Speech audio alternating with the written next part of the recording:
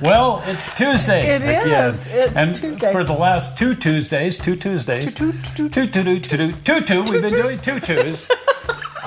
We've been doing the LGB Mogul, yes, which was such an important model for garden railroaders and large-scale enthusiasts. Oh, yes. It just really opened up garden railroading to a whole new audience. The first real American prototype engine widely available to just the garden railroad enthusiast. Nice. Until then, it had all been European prototype and fake American prototype European engines with Congan stacks and the sort of thing that they put in spaghetti westerns. It doesn't work. I like spaghetti westerns, but not because of their engines. Anyway, Sergio Leone, Once Upon a Time in the West. This Italian engine is coming along, and all these cowboys ride. Yeah, I digress. I digress. Here's this week's engine.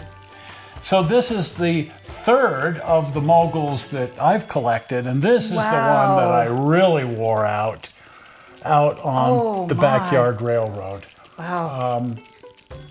This one's got a lot of miles on it, and yet you would hardly notice. It's clean and wonderful and nice, in spite of the fact it's run over many snails, derailed on many rocks, dumped the whole train over several times, and has had a few injuries from it. I have done a tiny amount of dress up here. It's not exactly as delivered by LGB. I put my own marker lights, which I think look better. I never painted them. You'll notice I left them brass. Someday I'll finish that. And a trick that I like to do for the roofs on these cabs is I use garnet paper. Oh, really? Just that cloth sandpaper. Yes. You know, it's got because the stuff that they would put on here was like a treated canvas. But there's a noticeable cloth pattern. Well, this way you get the cloth pattern. Feels like cloth, and yet it's got that sandpaper, like the treatment, like they would put on those. Well, it actually makes a darn good roofing material in large scale. You'd be hard pressed to use it in a smaller scale. I added a slightly different electrical generator, as I recall. I changed a couple of things. A few things, yeah. A couple of things. Now it came with the snowplow and the bear trap spark arrestor. Which was the big excitement for me. I had scratch built this on one of my other engines. Really? Turned out really nice. Well, it's sitting right there. And that'll be in a future show. Yes. On a Bachmann engine. But this way I didn't have to scratch build anything. This was pretty much the engine that I wanted straight up, other than a few little changes. One of the bigger changes, it's a heavy little sucker, is I took out that silly plastic coal load. Yes, and put real coal. And I put real coal. You get an A+ for that. Because in the original tender, it's this plastic. Yes. And this doesn't look very good. Real coal. Real coal rules. And I'll tell you, whatever scale you're working in, if you can get a hold of a chunk of coal and just break it up and use that for your tender load, yes, as opposed to some plastic hocus pocus, that one thing alone will dress up the look of any locomotive so realistic. Much. Yeah.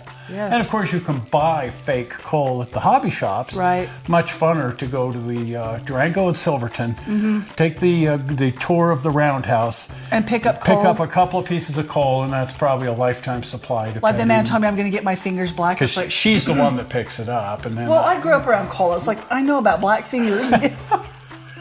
So we have a good supply of coal around here. Yeah, we have coal. We have a drawer just for coal. Yes. And then we just break it up and use it. And glue it on there. Stuff like that. Yes. But this has just been the best little engine. It has LGB couplers, which is, a little bit unfortunate. The other one that I showed you, I'd rigged with a Katie coupler, and now I tend to use Bachmann couplers on everything. But this is the old horn hook LGB. That they used for all of their engines, and it just works. Cool. So I just kept it. Just kept it. I always had one boxcar that had this coupler on one end and then a Katie on the other end, because I was using in my garden Katie couplers, everything. Anyway, there it is. There it is together. Just a handsome little cool? engine. And unfortunately, it wasn't too long after this. They did a couple more American prototypes. They did the Uinta articulated engine, and we already covered that on the show. And a few other American engines, but toward the end of the whole thing, Bachmann just kind of killed them.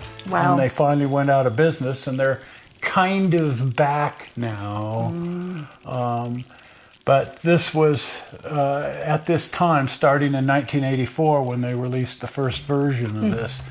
This little guy was their bread and butter, their American flagship that is just engine. Awesome. Isn't it beautiful? What a detailed engine. So darn neat. Very cool.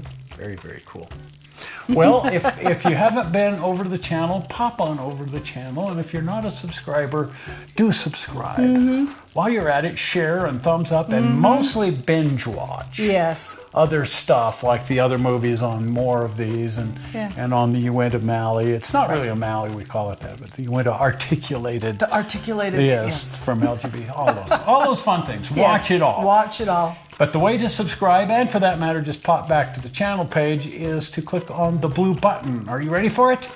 You ready? I've kind of got my hands full, but we'll pretend. Use your chin. Point with your chin. Okay, you ready? Zoink. With your chin. Zoink. Blue button. Well, we're not sure how you found this silliness on the internet. We hope you didn't find it boring, and we will see you here on Sunday when we go driving around a bit. See you. I'll see you. Bye. Bye-bye.